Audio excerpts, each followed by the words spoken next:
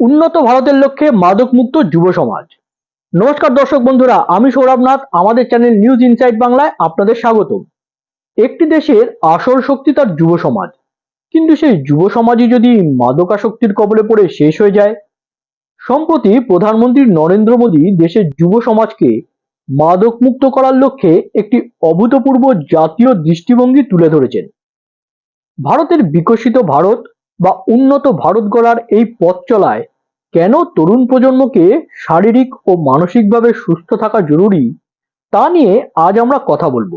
সম্পূর্ণ বিষয়টি বিস্তারিত জানতে ভিডিওটি শেষ পর্যন্ত অবশ্যই দেখুন।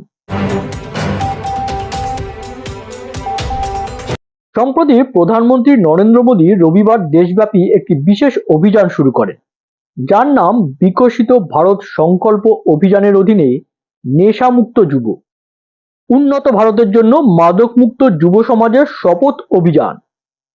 তিনি স্পষ্ট জানান, ভারত যখন নিজেকে একটি উন্নত দেশ হিসাবে গড়ে তোলার লক্ষ্য নিয়েছে, তখন যুব সমাজে শারীরিকভাবে এবং মানসিকভাবে সুস্থ থাকা এবং মাদক থেকে দূরে থাকা অত্যন্ত প্রয়োজনীয়।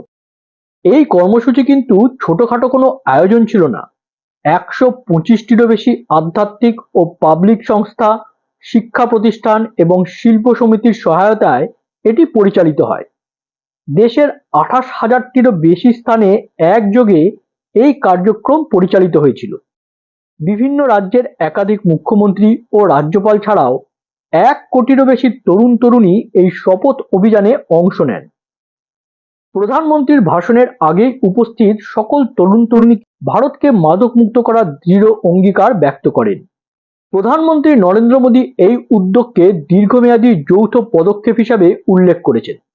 তিনি বলেন, আজকে নেওয়া এই শপথ আগামী 100 সপ্তাহ ধরে বজায় থাকবে। প্রতি রবিবার শিল্প, সংস্কৃতি, খেলাধুলা, ধ্যান, আধ্যাত্মিকতা এবং সেবামূলক কর্মকাণ্ডের আয়োজন করা হবে, যাতে মাদক মুক্ত জীবনের বার্তা সমাজের সর্বস্তরে পৌঁছায়। তিনি যুব সমাজকে উদ্দেশ্য করে আরও বলেন, আগামী 20 থেকে 25 বছরের মধ্যে তরুণরাই নিজেদের জীবন গড়ে তুলবে এবং 2047 সালের মধ্যে তারাই ভারতকে উন্নত দেশে পরিণত করবে। আজকের তরুণরা স্টার্ট আপে ভালো করেছে, কৃত্রিম বুদ্ধিমত্তা বা এআইতে নেতৃত্ব দিচ্ছে, খেলাধুলা, বিজ্ঞান ও মহাকাশে নতুন নতুন মাইল ফলক তৈরি করছে। তাই দেশের উন্নয়নে তাদের প্রতিভা ও শক্তির চূড়ান্ত প্রয়োজন। একই সাথে তিনি ষড়যন্ত্রের বিষয়েও সতর্ক করেন। তিনি জানান, যখন কোনো তরুণ মাদকাসক্তিতে পড়ে, কেবল সেই ব্যক্তি একা হেরে যায় না, একটি স্বপ্ন পূরণ হওয়ার আগেই মারা যায় এবং একটি পুরো পরিবার ভেঙে পড়ে। আর এভাবেই দেশের শক্তি দুর্বল হয়। এ কারণে শত্রু ভাবাপন্ন দেশগুলো আমাদের যুব সমাজকে মাদকাসক্ত করার ষড়যন্ত্র করে এবং মাদকের অবৈধ ব্যবসা থেকে মুনাফা অর্জন করে দেশকে দুর্বল করতে চায়। তবে এই সমস্যা থেকে উত্তরণের পথও দেখিয়েছেন প্রধানমন্ত্রী।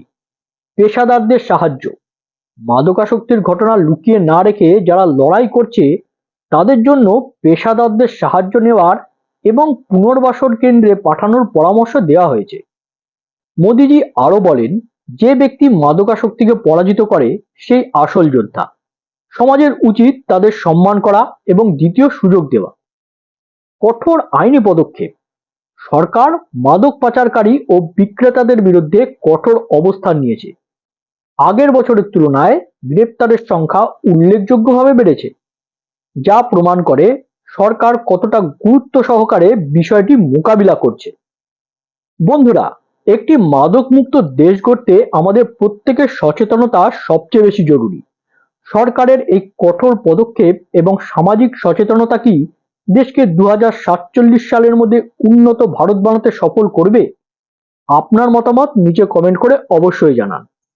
ভিডিওটি ভালো লাগলে লাইক করুন, বন্ধুদের সাথে শেয়ার করুন এবং দেশের গুরুত্বপূর্ণ সব খবরের সঠিক ইনসাইট পেতে নিউজ ইনসাইট বাংলা চ্যানেলটিকে সাবস্ক্রাইব করে বেল আইকনটি চেপে দিন। ধন্যবাদ। সুস্থ থাকুন, মাদক মুক্ত থাকুন। নমস্কার, জয় হিন্দ।